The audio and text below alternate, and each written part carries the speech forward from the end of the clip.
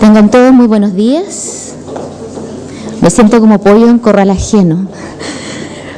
De pediatría, nada. De respiratorio, menos. Algo de corticoides. Es que la doctora Díaz confió en mí y aquí estoy, intentaré hacer lo mejor posible. Agradezco encarecidamente a los organizadores por la invitación y la confianza demostrada. Vamos. Corticoides e infecciones bacterianas. ¿Qué puedo yo decir de esto? A modo de introducción, solo para recordar lo que ya fue dicho previamente, el cortisol, hormona de naturaleza lipídica secretada por la corteza de la glándula suprarrenal, con un ritmo circadiano, con un pic matinal y un descenso en el transcurso del día y una vida media plasmática entre 1 hora y 1 hora 30. Y el cortisol, por su naturaleza lipídica, en el plasma viaja unido a proteínas. Por lo tanto, la mayor parte o la mayor proporción de este cortisol diario es aquel que va unido a proteínas en un 90%, siendo su principal proteína transportadora la transcortina o CBG y 15% por albúmina. Pero la forma biológicamente activa, como se comentó, corresponde al porcentaje restante, que es la fracción libre de la proteína. Del punto de vista clínico, habitualmente cuando nos informan el nivel plasmático de un cortisol es un cortisol total, pero si tenemos en consideración que el libre es la fracción biológicamente activa, es ese lo que nos importa desde el punto de vista clínico. Hay varias discusiones en la literatura de cómo medirlo, porque la técnica de laboratorio implementada hasta la fecha no es una técnica de uso regular en la mayoría de los hospitales, todavía está con fines de investigación. Entonces algunos autores han propuesto unos equivalentes de fórmula para poder calcular con los datos del perfil bioquímico, como podría ser el uso de la albúmina plasmática, un score que podría aproximarnos a cuánto es verdaderamente el nivel de cortisol libre en esa muestra que uno tiene frente a uno. Y otra forma de validarlo pareciera ver que hay una estrecha relación entre el nivel plasmático libre y el nivel de cortisol valorado en muestra salival, porque en la saliva no están las proteínas que lo unen y que viajan con él en el plasma, así que sería una forma de aproximarse, que es lo que pretende mostrar este gráfico puesto aquí. ¿Cuáles son los efectos del cortisol? Muchos, pero por motivo de esta reunión, los efectos antiinflamatorios e inmunes. Y en eso, tal como comentó la doctora Gueque con anterioridad, va a depender entonces de que acceda el cortisol a la célula blanco y a la proteína receptora para él, porque sin la proteína, créanme, cortisol no sería lo que es. Acciones inmunes del cortisol, muchísimas. Y como ven ustedes aquí, no hay células del sistema inmune, excepto los no hay células del sistema inmune que sea inmune a la acción reguladora del cortisol. La mayoría con acciones inhibitorias sobre sus funciones, otras acciones duales, como se muestra aquí para los macrófagos, y estos van a ser dependientes de la dosis de cortisol que se esté analizando o ensayando, y probablemente eso tiene relación con los fenotipos de activación de los macrófagos. Y por otra parte, el único grupo celular que hasta la fecha muestra una acción favorecedora de ella, de su función inmune a través regulada por corticoides, son las células T reguladoras, y que ya sea por aumento del número o por aumento de citoquinas generadoras de su función antiinflamatoria, como es la que se le sugiere a los T reguladores. Ya se comentó que es la resultante, el cortisol plasmático, es la resultante de la activación del eje, en la cual además, a nivel central, citoquinas inflamatorias favorecen la activación de este eje. Pero sabemos recientemente, desde el año 2006, que en un modelo knockout de un ratón que carece del receptor TOL4, que es el receptor del sistema inmune, tanto para el LPS, que es el antígeno de las bacterias gram negativas, como también el receptor para el virus respiratorio sincicial, que en ausencia de ello, estos ratones son espontáneamente con mayor nivel de cortisona sérica y son más proinflamados independiente de la activación o del challenge a que hayan sido estimulados. Y frente a un desafío inflamatorio como puede ser con LPS, el incremento de las citoquinas observadas en el plasma es menor al esperado y estos valores independientes de la activación son mayores que los ratones no knockout para TLR. ¿Qué quiere decir esto? Que no solamente a nivel del sistema nervioso central, las citoquinas son capaces de modular la liberación de cortisol, sino que también en la propia glándula adrenal, de manera que este feedback del sistema endocrino inmune en la suprarrenal pasa también por una acción de feedback directo entre la glándula suprarrenal y las células de respuesta inmune. Pero me dijeron que hablara de cortisol e infecciones bacterianas. Entonces yo me pregunté, ¿cuál parte de la pregunta? ¿Las infecciones bacterianas o los corticoides? Y cuando pregunté eso, la doctora me dijo, las dos, po. Entonces voy a intentar dividirlo en ¿qué relación habrá entre los corticoides y las infecciones bacterianas? Pregunta 1, ¿favorecen la presencia de infecciones bacterianas? ¿O es que los corticoides pueden tener un rol en el tratamiento de infecciones bacterianas graves? Y a la pregunta de cuál corticoide yo pensé, ¿serán los sistémicos o se refiere solo a los inhalados? Pero esta pregunta es más antigua en la literatura médica, porque ya en el año 40 en el Endocrinology se reportaba que en un modelo experimental animal, si usted le sacaba las glándulas suprarrenales, estos animales perdían la capacidad natural de resistir desafíos como eran tóxicos, infecciones, y también perdían la capacidad de resistir el desarrollo del shock. Y que si reponían las hormonas que eran secretadas por la glándula suprarrenal, esto se mejoraba cuando las hormonas que le daban eran aquellas que eran secretadas o producidas por la corteza de la glándula suprarrenal. Y cuando ensayaron otros autores en el año ya 54 con hormonas esteroidales, con la corticotropina y también con hormonas de crecimiento, observaron que eran los glucocorticoides aquellos que permitían entonces estos agentes infecciosos, bacterianos o virales, modificar la sobrevida de los animales. Quiero decir que con una adecuada cantidad de reposición de glucocorticoides, estos modelos experimentales animales modificaban o mejoraban la sobrevida frente a infecciones graves por bacterias o por virus. Incluso se vio que la reposición, el tratamiento acortado de cortisona en ratas desafiadas por bacterias, modificaban estos en desmedro del modelo de infección porque disminuían la capacidad del clearance de bacterias desde la vía aérea. Es decir, este modelo en el cual los animales tenían un doble desafío, primero habían sufrido una quemadura grave y segundo, después de eso, la sobreinfección, tratarlos con corticoides para disminuir la respuesta inflamatoria iba en detrimento de la capacidad de deshacerse de la carga de bacterias en la vía aérea. Entonces los autores dijeron, si esto va en la experimentación animal, que hay al respecto del uso clínico de corticoides en pacientes con infecciones. Pero fíjense que ya en el año 74 los reportes clínicos disponibles no permitían, en los análisis de lo que estaba publicado a la fecha, hacer una sugerencia de postura al respecto, porque el diseño de los trabajos no cumplía los requerimientos mínimos para poder decir que el resultado de allí sacado significara una recomendación de conducta del punto de vista terapéutico, cosa que sigue pasando hasta la fecha. Pero aquí mostré en la primera parte que se mejoran y en la segunda parte que es deleterio para el defenderse de la infección bacteriana. La primera pregunta que yo me hice es, ¿favorecen los corticoides el desarrollo de infecciones bacterianas? Entonces, ¿qué población de pacientes que están recibiendo terapia con corticoides podrían verse en desmedro de su capacidad de defenderse de infecciones bacterianas? Y yo pensé en los pacientes que, por necesidad de modificar su sistema inmune para la recepción del trasplante de órganos sólidos, ver qué había a la fecha.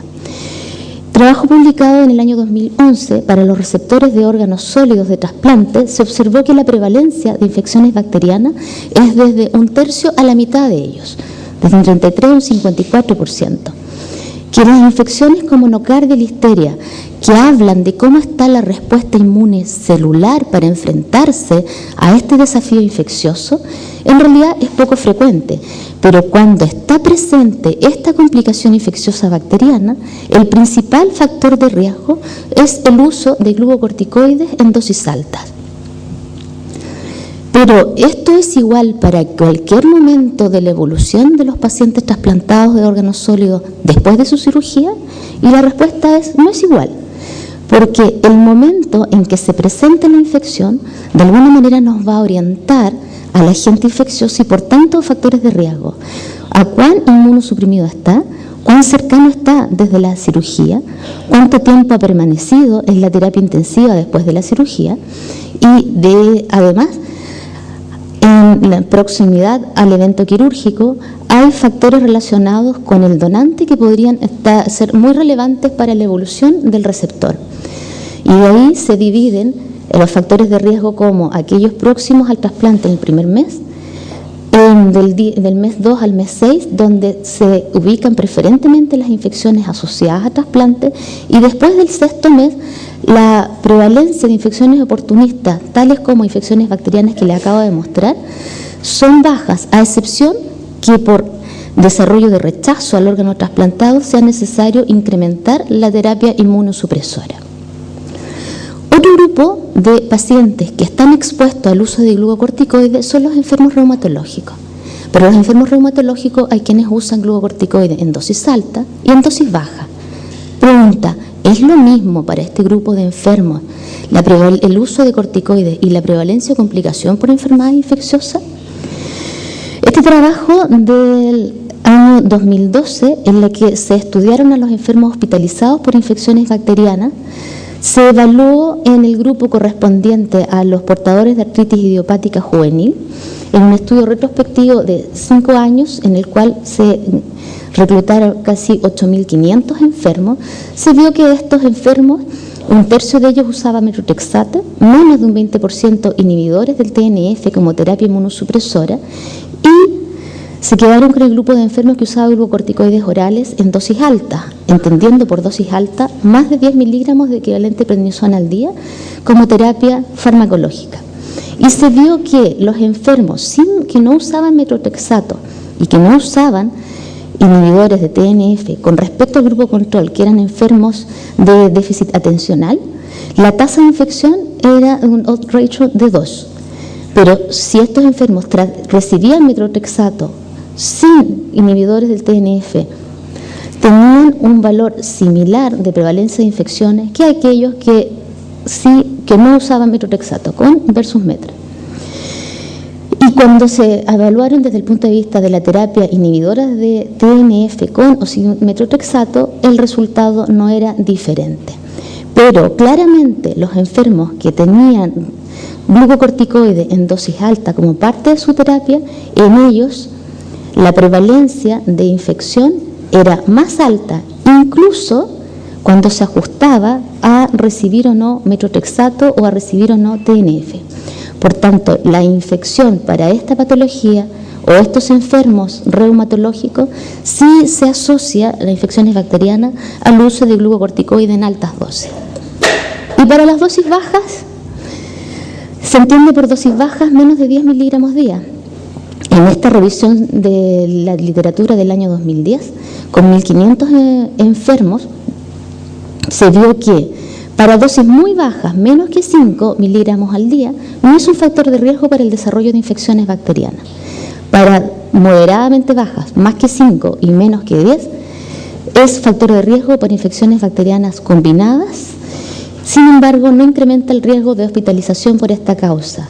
Sí constituye un factor de riesgo importante para el desarrollo de otros efectos adversos relacionados con los corticoides que no sean infecciones bacterianas. ¿Y qué hay de los enfermos con COPD que sí reciben corticoides inhalados? Esta revisión del Current Opinion del 2010, que incluye el trabajo TORCH del 2009, muestran que en 23.000 enfermos los corticoides inhalados implicaban un riesgo de infección, un riesgo relativo de 1,57. ¿Para quiénes? para los que tenían edad más de 55, para los que tenían una enfermedad más severa desde el punto de vista de la presentación de la enfermedad COPD, con exacerbación reciente, un score de disnea elevado y índice de masa corporal menor de 25. Sin embargo, aunque significaba mayor riesgo de neumonía, esto no se acompañaba de mayor mortalidad. Y del JAMA Internal Medicine reciente, este trabajo recientemente presentado como un paper en extenso aceptado para publicación, que parece que además el uso crónico de corticoides orales, también los inhalados, como ven aquí abajo, se ha convertido en un factor de riesgo importante y relevante para el desarrollo de trombosis venosa profunda y tromboembolismo pulmonar. Lo cual yo, que no soy del área de ustedes, me pareció muy interesante y relevante, porque sí me interesa para la UCI saber que una de las causalidades que tengo que ir a buscar de descompensación respiratoria en enfermos usuarios de corticoides podría incluir la complicación del tromboembolismo pulmonar. Este es un trabajo danés de 38.000 pacientes portadores en un registro nacional de trombosis venosa profunda, confrontado frente a 385.000 variados por sexo y edad, que viene a ser el grupo de los controles sanos. Ellos analizaron la prescripción de glucocorticoides en los últimos 3 meses, en el último año o después de un año, para analizar cuánto pesaba como factor de riesgo. Cosas importantes que encontraron: que el uso de corticoides sistémicos constituye un factor de riesgo para la trombosis venosa profunda y el tromboembolismo pulmonar hasta un año de la prescripción. Y por otra parte, claramente eso tenía una relación con la dosis acumulada de los corticoides prescritos. Pregunta 2. ¿Hay algún rol con la terapéutica de las infecciones bacterianas para los glucocorticoides? Desde el año 90, al menos para las infecciones respiratorias graves causadas por neumocistis carina en esa época, y giroveche actual en pacientes inmunosuprimidos VIH, desde el año 90 la recomendación que ustedes conocen mejor que yo es sí el uso de glucocorticoides orales, o sea, sistémico, para los pacientes más graves. ¿Y quiénes son los más graves? Los que tienen enfermedad respiratoria más severa, porque mejora el riesgo de morir, el fallo ventilatorio y el deterioro de la oxigenación, lo cual quedó refrendado por este análisis del año 2005, en que el uso de los glucocorticoides sistémicos en estos enfermos mejora claramente la sobrevida en estos enfermos. Hay otras enfermedades infecciosas bacterianas sistémicas que no implican directamente al pulmón, que se sabe que mejoran la sobrevida de los enfermos con el uso de glucocorticoides, como es, por ejemplo, las meningitis bacterianas, publicado ya en el New England en extenso en el año 2002. Por lo tanto, en un análisis publicado en el 2008, se han agrupado las infecciones bacterianas como aquellas que, grupo 1, mejoran la sobrevida con el uso de los glucocorticoides, tales como las meningitis bacterianas, la meningitis tuberculosa. Otros que mejoran, son útiles porque minimizan el disability. Hay otros que tienen un efecto benéfico porque mejoran los síntomas, pero claramente habría un grupo de infecciones bacterianas en que el uso de los glucocorticoides sistémicos es de carácter peligroso por poner en riesgo la vida del enfermo, como son hepatitis virales y malaria cerebral. Uno tiene la impresión que mientras más manifestación sistémica hay de deleterio orgánico frente a una infección bacteriana, es que la infección bacteriana es más grave, y de ahí la apreciación al respecto del shock séptico. Tratando de ver si en el shock séptico los glucocorticoides tenían un efecto benéfico en la sobrevida, en el año 2000 se publica en el JAMA que puede tener un efecto benéfico si nosotros sabemos cuánto es la cantidad de cortisol que tiene el sujeto en el plasma y cuánto es capaz de incrementar frente a un desafío. Entonces, el grupo de Anani publica en el año 2000 que es capaz ellos de diferenciar 3 subgrupos de enfermos que estando cursando con un shock séptico, dependiendo del nivel plasmático basal de cortisol T sub 0 o lo que logren incrementar después de un desafío de ACTH 250 microgramos intravenoso, depende de la valoración que van a encontrar al inicio y en relación al desafío, es posible predecir la mortalidad a 28 días. Y por tanto, los que tienen menor sobrevida son aquellos que o tienen un cortisol inicialmente muy alto o aquellos que tienen un cortisol que no es capaz de incrementar frente al desafío con el ACTH. Y partiendo de esa premisa, ellos desarrollaron un estudio clínico en el que suplementaron glucocorticoides y también fludricortisona, pero ya no las dosis altas que reportadas previamente en la literatura, sino que a dosis de sustitución, que es lo equivalente a 200-300 miligramos días de hidrocortisona. En este trabajo del 2002, para el mismo grupo anterior, reclutaron enfermos de shock séptico, se les hizo una prueba corta ACTH para ver cuánto eran capaces de incrementar su nivel plasmático de cortisol y los trataron con glucocorticoides intravenosos y con fludricortisona por 7 días, o no los trataron, el grupo placebo. ¿Y qué es lo que se vio? Que en aquellos que no tenían la capacidad de incrementar suficientemente el nivel de cortisol después del estímulo con ACTH, había una mejoría en sobrevida de 10% respecto del grupo placebo. Y también tenía un efecto benéfico porque estaban libres de soporte vasoactivo a 28 días de esta permanencia en la UCI, en mayor porcentaje el grupo tratado del grupo no tratado. Muchas cartas en la literatura decía esto era realmente así o no, si el cortisol sérico total era equivalente al cortisol biológico y biológicamente activo, y entonces se repitió el trabajo con un grupo más grande de enfermos y multicéntrico, publicado en el New England en el 2008, en que demostró que el porcentaje de enfermos que no respondían, incrementando el valor de cortisol después del test de ACTH, era menos que el reportado del grupo previo y que no había impacto benéfico en términos de sobrevida, si bien era cierto que estaban libres de soporte vasoactivo a 28 días respecto del grupo placebo, pero también había más complicaciones de forma más frecuente. Y vean que en la publicación 2013 de qué hacer con los enfermos de shock séptico, la revisión actualizada 2012 de las guías para el uso de corticoides es que en este momento, en el 2013, se pide que si usted lo va a tratar con un nivel de evidencia 2C, que sean solo enfermos de shock séptico.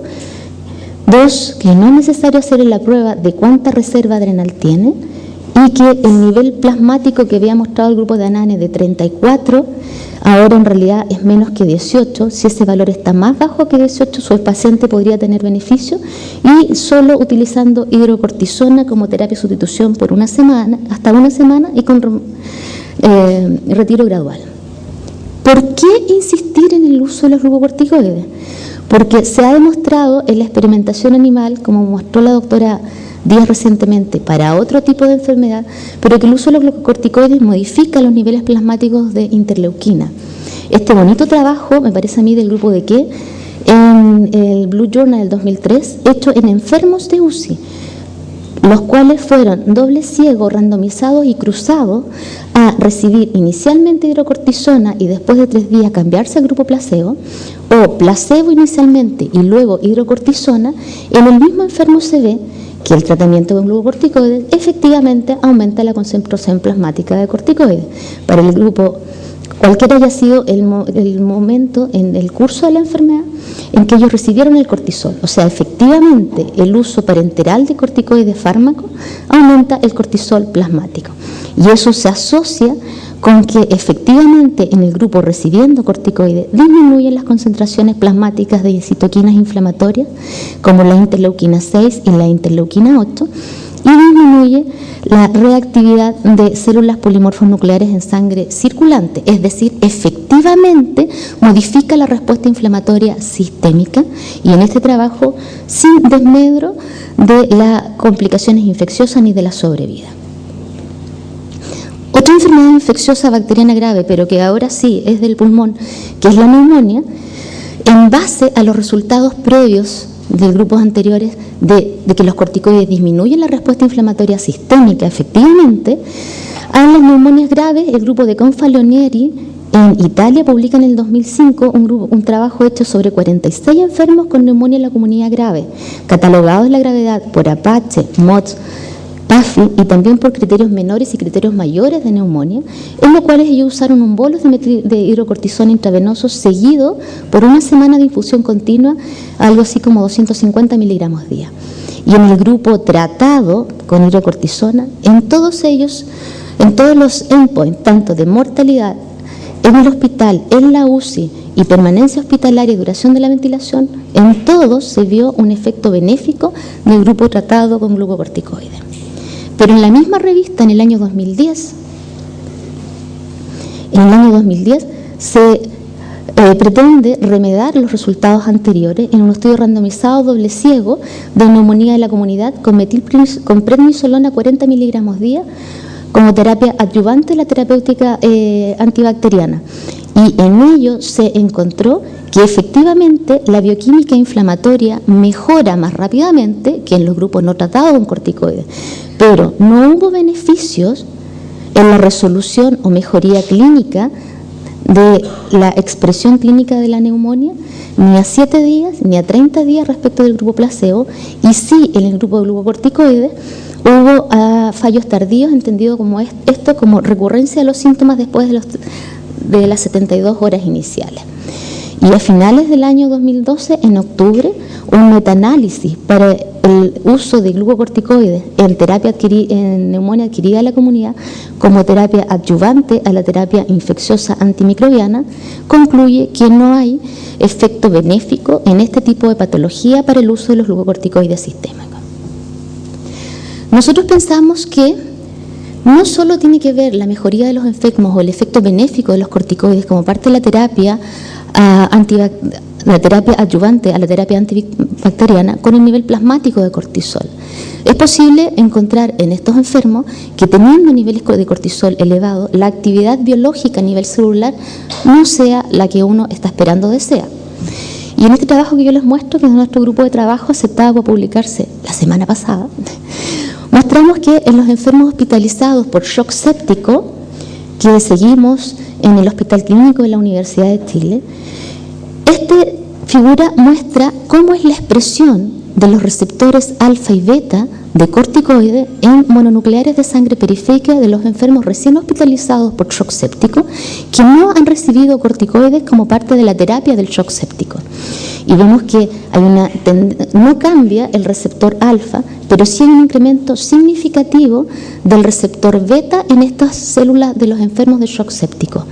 Y que para los sobrevivientes, cuando los analizamos al egreso de la UCI, hubo una mejoría de la expresión incrementada del receptor beta respecto de ellos mismos al ingreso. Habían recuperado entonces la expresión del receptor. Y si la sangre o el plasma de estos enfermos lo desafiábamos in vitro a cultivar células mononucleares de donantes sanos con o sin, con suero séptico, sin suero séptico, y veíamos cómo estaba la respuesta celular al cortisol, analizando la capacidad de inhibir TNF-alfa, van a ver que lo normal sería esto, que los mononucleares cultivados con suero normal, desafiados a LPS para que aumentaran TNF y se inhibiera por dexametasona, efectivamente dexametasona la inhibía. Pero cuando el suero correspondía a los pacientes que habían cursado con un shock séptico, se perdía la capacidad de inhibir la secreción de TNF-alfa. Por lo tanto, hay un incremento reversible de la expresión del receptor beta.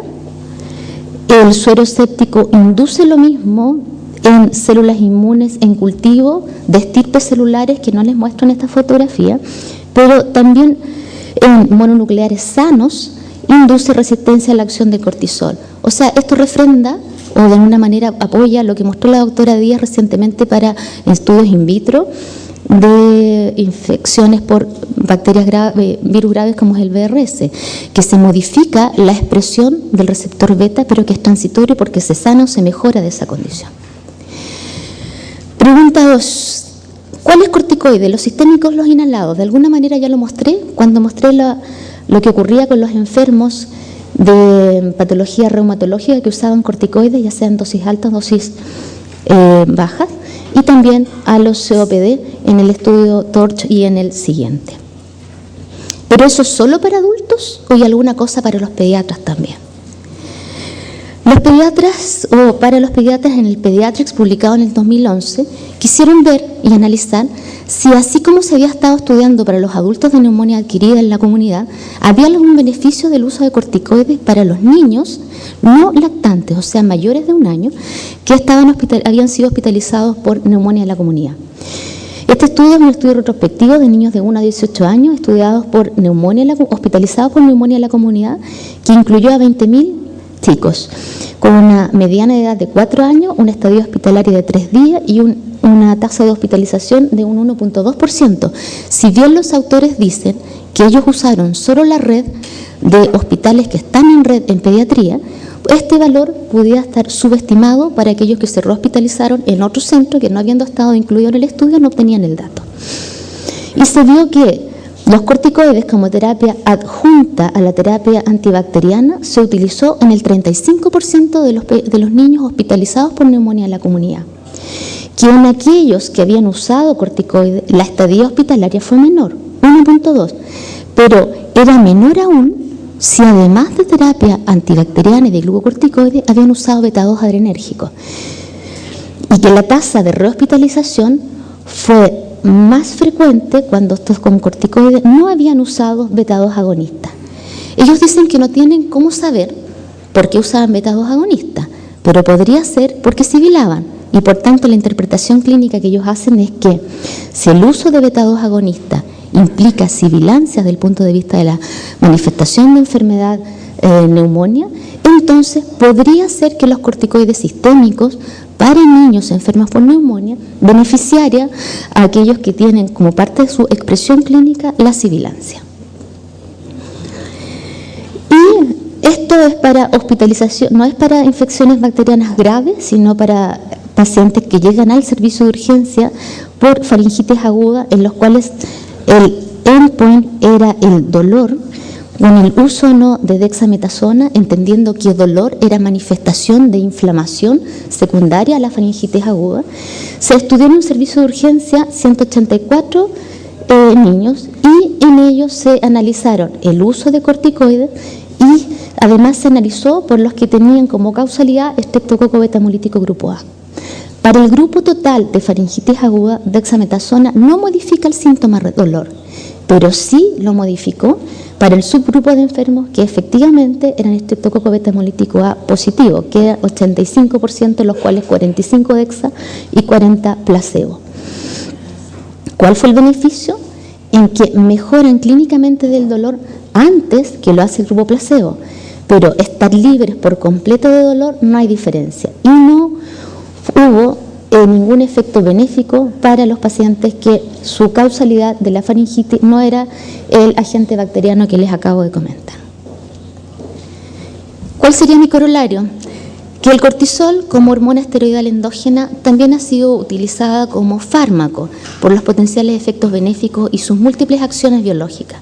Pero respecto de las acciones inmunoinflamatorias, para infecciones bacterianas pueden constituir, dependiendo de la dosis, factor de riesgo para el desarrollo de enfermedades bacterianas graves y tienen un rol terapéutico para algún subgrupo de ellas. Y estas dos cosas, tanto ser factor de riesgo como tener un efecto benéfico en la terapéutica, es secundario a la modulación de la magnitud de la respuesta inflamatoria en relación a la infección bacteriana. Yo pienso que el corticoide es bueno.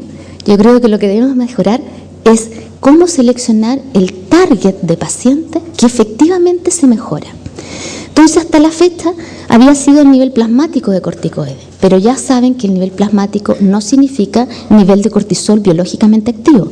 Entonces, habría que mejorar nuestra forma o metódica de efectivamente tener un asidero de cuánta es la hormona libre biológica que tengo como respuesta al desafío de estrés por infección bacteriana en el paciente que tengamos enfrente. Y en lo que hacemos, le creemos a la sensibilidad celular. No es lo mismo tener un corticoide en hormona o fármaco suficiente si a nivel celular no tengo la proteína sin la cual el corticoide no haría todo lo que hace.